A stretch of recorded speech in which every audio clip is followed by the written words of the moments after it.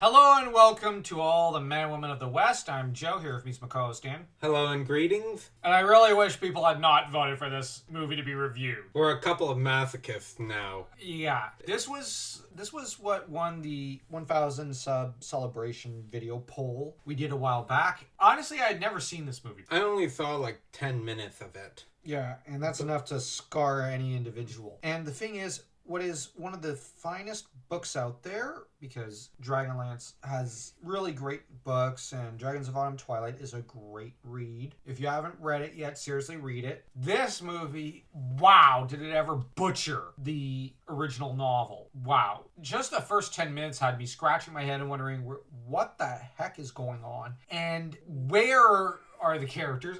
I was so confused. You have a really confusing intro thing where they then reveal the title. I mean, you could just do the title. How I probably would have done the title is just, you have the lance, you have the dragon that roars. That's it. That's all you need. Don't do this 5-minute thing of whatever the heck that animation was. You have villagers being massacred and you're left going, where is this? When is this? Why is this? How is this? Let's just throw in who while we're at it, because, well, this movie's confused about all those questions. Fizban ends up appearing right before the companions are, piling up in the end, when they should have probably started with the companions rather than Fizban. Fizban doesn't look eccentric enough. No, he looks dumb, to put it lightly. And his voice is just really off. He does not sound right. They should have hired someone like, say, I don't know, Ian McKellen. And, oh, man, this movie is just so bad. He then recounts a history of some fantasy universe that is clearly not Dragonlance. This is not the lore of Dragonlance. They're not even trying to get it right. The first time they really get it right is when the idea of mankind begins making demands on the gods. That's the first thing they get right. I don't know what the heck else they were recounting, but that's not Dragonlance. Very little of pre-King Priest stuff did they get right.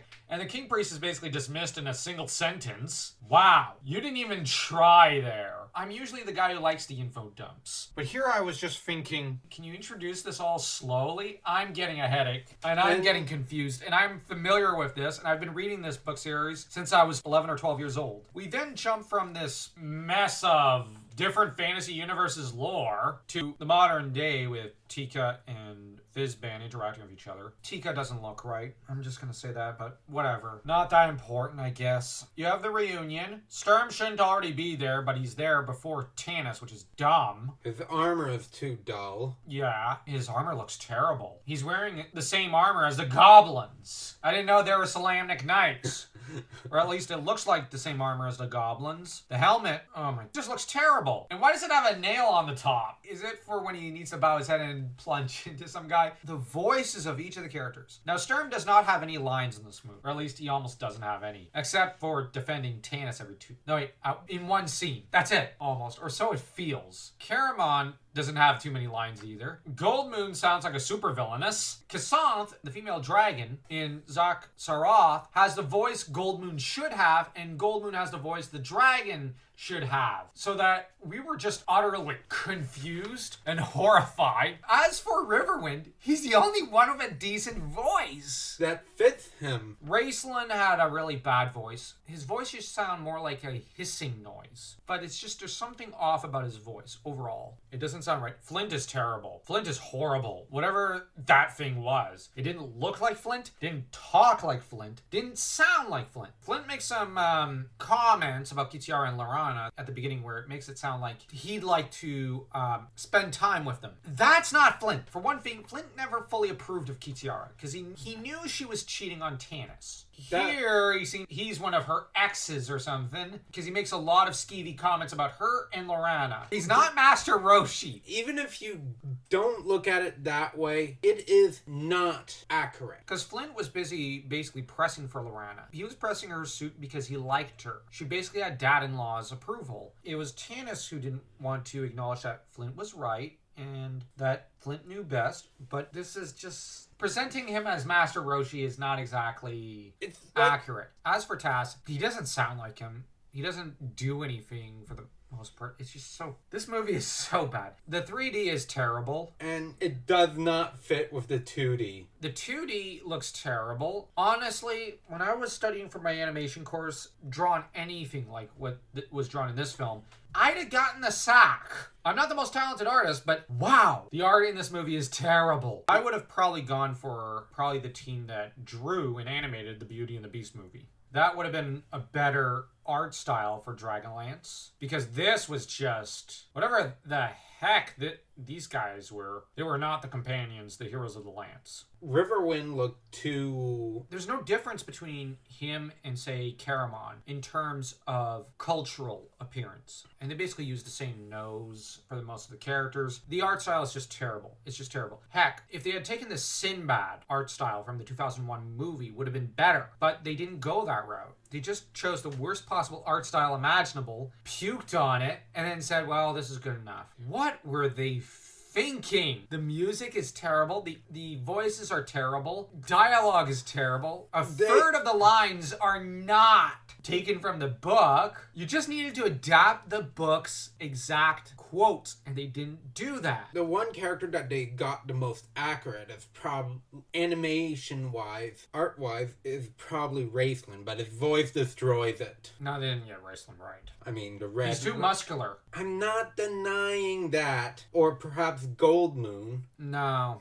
She looks too much like Riverwind. I'm serious. She doesn't look like a woman.